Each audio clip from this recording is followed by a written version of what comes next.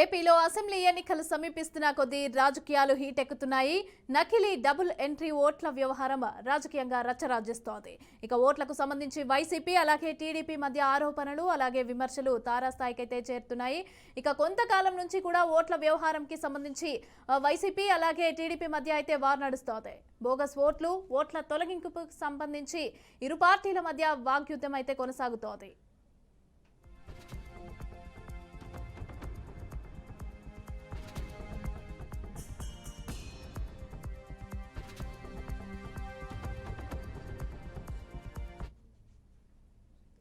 ఇటీవలే ఏపీ మంత్రులు, వైసీపీ నేతలు ఈ అంశంపైన సీఈఓకు ఫిర్యాదు చేశారు.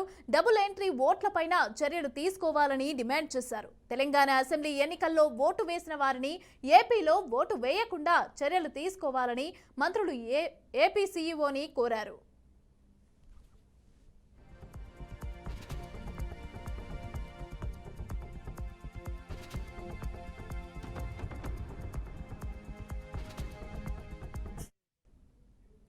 మరోవైపు టీడీపీ ఎంపీలు దేశ రాజధానిలో కేంద్ర ఎన్నికల ప్రధాన కమిషనర్కు ఇదే అంశంపైన ఫిర్యాదు చేశారు. టీడీపీ సానుభూతి పరుల ఓట్లను వైసీపీ ప్రభుత్వం తొలగిస్తోందని ఆరోపించారు. ఉన్న ఓట్లను తొలగించి అక్రమంగా అదనపు ఓట్లను నమోదు చేస్తున్నారని సీఈసీ దృష్టికి తీసుకెళ్లారు. ఈ మొత్తం వ్యవహారంపైన ఈసీ దర్యాప్తు చేయాలని వినతిపత్రం సమర్పించారు. ఏపీలో 10 లక్షల దొంగ ఓట్లు ఉన్నాయని, వీటిపైన ఫిర్యాదులు చేసినా స్పందన లేదని టీడీపీ ఎంపీలు అలాగే కేంద్ర ఎన్నికల సంఘానికి ఫిర్యాదు చేశారు.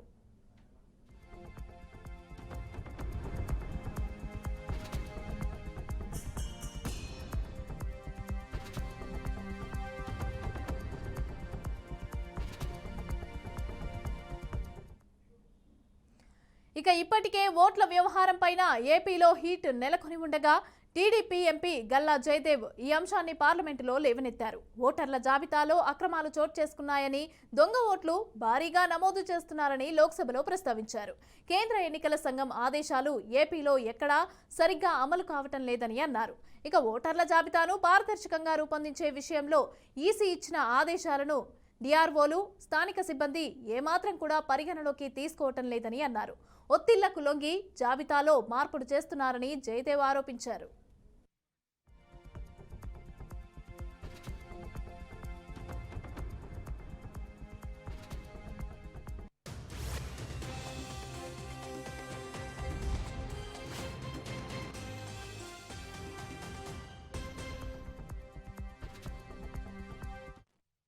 ఎన్నికల అక్రమాలను నిరోధించేందుకు ప్రత్యేక చర్యలు చేపట్టాల్సిన అవసరం ఉందని అన్నారు గల్లా జయదేవ్.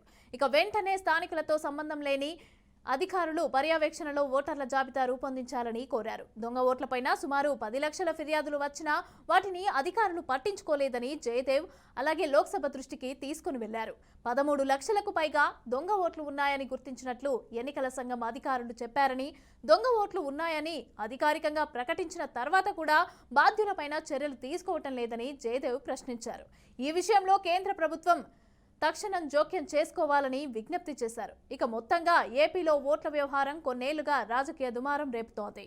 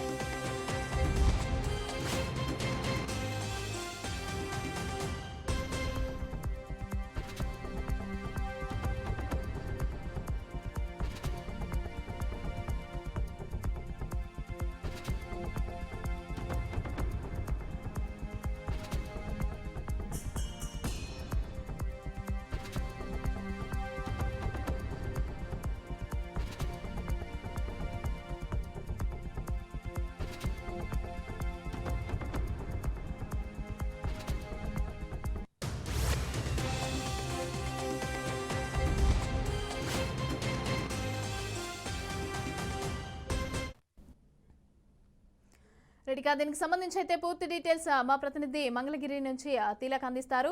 తిలక్ చెప్పండి, ఇప్పుడు టీడీపీ వైసీపీ అయితే మొత్తం రాజకీయ రచ్చ చేస్తున్నాయి. ఓట్లకు సంబంధించి అయితే ఒకరి మీద ఒకరు ఫిర్యాదులు చేసుకుంటున్నారు. ఉన్న ఓట్లను కూడా తొలగించి కొత్త ఓట్లు ఎక్కువగా పెడుతున్నారు అనేసి అని చెప్పి కూడా ఫిర్యాదులు చేస్తున్నారు. అయితే ఆ ఫిర్యాదులకు సంబంధించి కూడా ఈసీ ఎలాంటి చర్యలు తీసుకోవటం లేదు అనేసి అని చెప్పి కూడా మాట్లాడడం కూడా జరుగుతోంది. అయితే దీనికి సంబంధించి డీటెయిల్స్ ఎలా ఉన్నాయంటారు?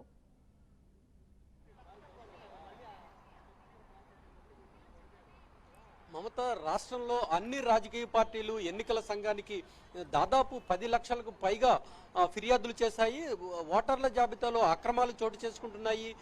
ఓటర్ల జాబితా రూపొందించడంలో కింది స్థాయి అధికారులు ప్రలోభాలకు లొంగి, ఒత్తిడికి లొంగి ఓటర్ల జాబితా రూపొందించడంలో లోటుపాట్లు చేస్తున్నారు అనే అంశంపై దాదాపు రాజకీయ పార్టీలు రాష్ట్రంలో ఉన్న అన్ని రాజకీయ పార్టీలు అధికార పార్టీతో పాటు ప్రతిపక్షాలు కూడా ఇప్పటికే పలుమార్లు ఫిర్యాదులు చేశారు. అదేవిధంగా రాష్ట్ర ఎన్నికల సంఘంతో పాటు కేంద్ర ఎన్నికల సంఘానికి కూడా ఫిర్యాదులు చేశారు.